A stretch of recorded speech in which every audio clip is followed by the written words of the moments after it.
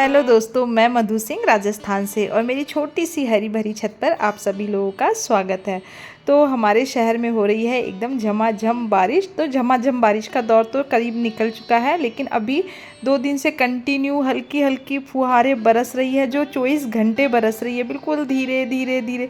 जब मॉर्निंग में सो करके उठती हूँ ना, तो तभी ऐसा लगता है कि कुछ बरस रहा है, बिल्कुल धीरे धीरे धीरे धीरे, और वो कंटिन्यू बंद नहीं होती। लेकिन आपको अब बहुत गौर से देखना पड़ेगा कि अच्छा बरसात बरस रही है। तो अभी हमारे शहर में ऐसी बरसात हो रही है, और ये वाली जो बरसात होती है ना, पौधों के लिए बहुत ही अच्छी होती है, क्योंकि इससे क्या होता है ना कि धीरे धीरे धीरे धीरे पौधों में पानी जाता रहता है। और देखिए, मेरी छत पर ये जो रजनीगंधा का पौधा है, इसमें से फ्लावरिंग आ गई है, और इसमें कितने सुंदर फूल आए हैं, और इसमें इतनी ज़्यादा खुशबू होती है कि जिन्होंने रजनीगंधा लगा रखा होगा ना इस चीज़ का, तो वो उनको पता होगा कि इसमें इतनी बेइंतहा खुशबू होती है, और बहुत ही भीनी भीनी सी खुशबू आती रहती है।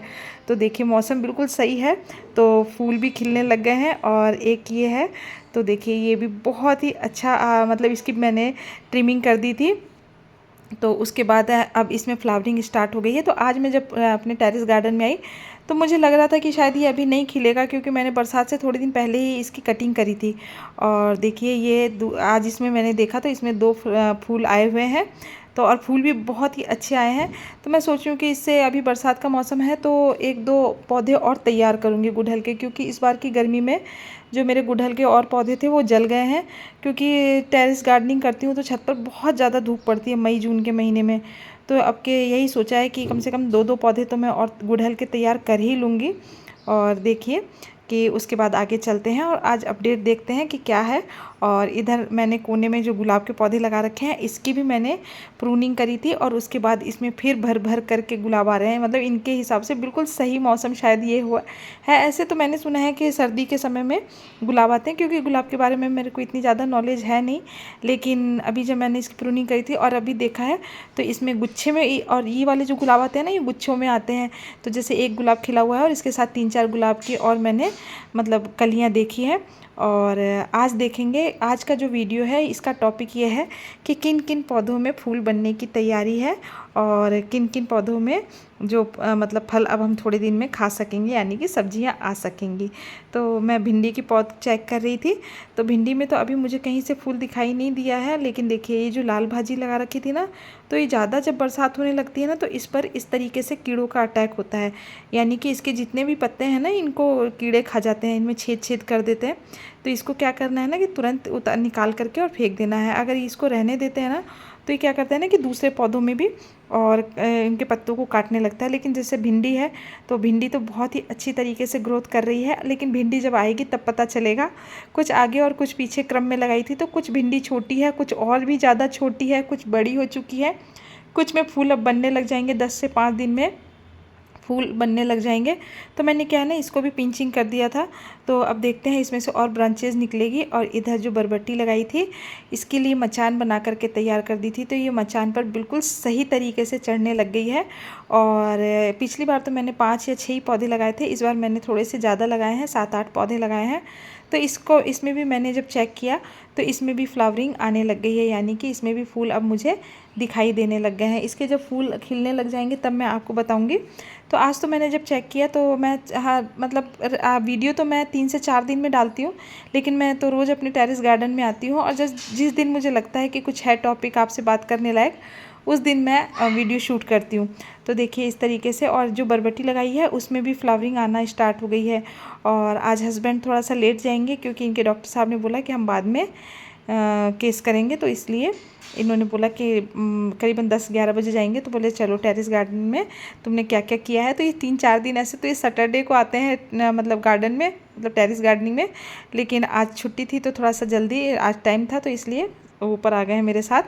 और देखिए, ये देखिए फूल बनने लग गए हैं। तो ये बरबट्टी में भी अब फूल बनना शुरू हो गए हैं, यानी कि अब थोड़े दिन में हमको बरबट्टी खाने के लिए मिल जाएगी, यानी कि आपको हार्वेस्टिंग देखने के लिए मिल जाएगी और मुझे खाने के लिए मिल जाएगी।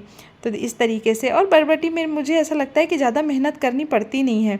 और बरबट्टी एक बार आप लगा दीजिए, और आप इसका सही टाइम से इसको खाद पानी देते रहिए, तो ये ग्रोथ कर जाती है।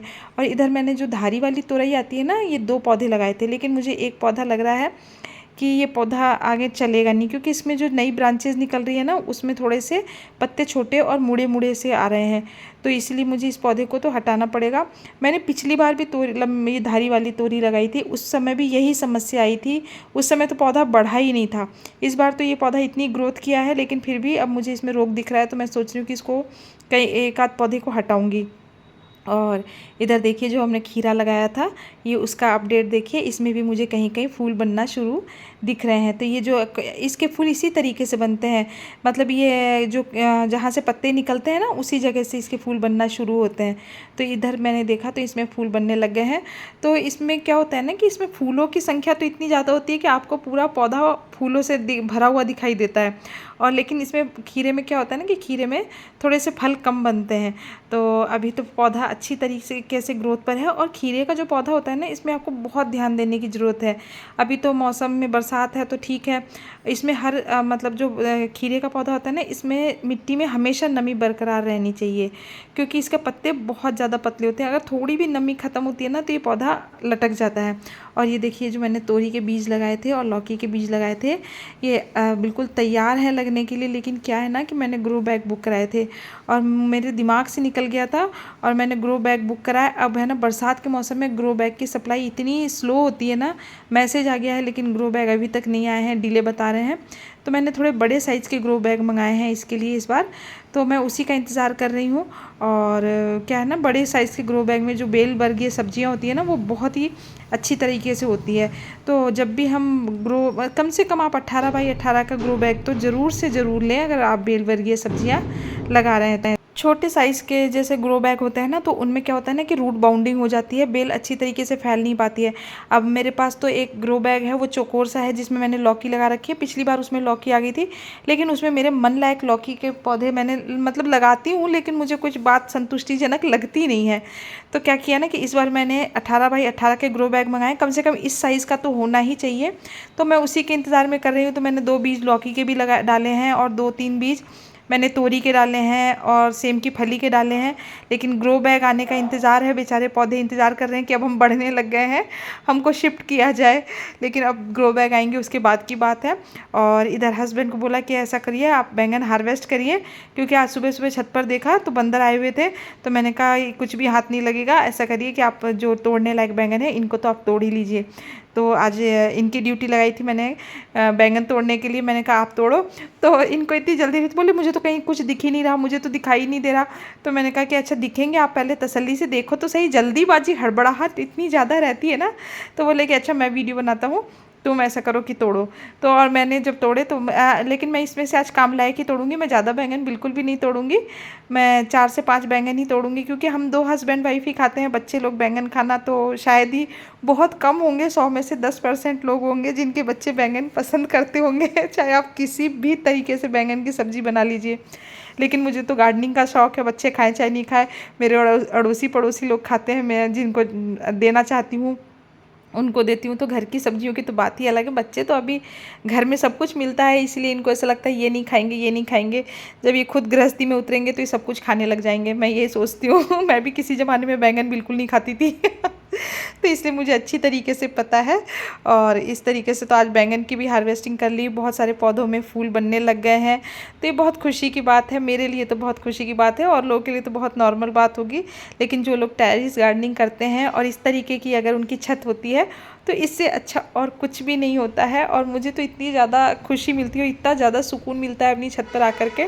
और मुझे ऐसा लगता है कि मेरा बस चले तो मैं पूरी छत को भर दूँ, एक एक कोने को भर दूँ पूरा।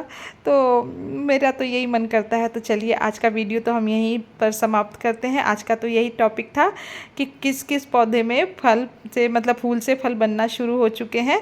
तो अब मिलते हैं नए वीडियो के साथ। Take care, bye bye.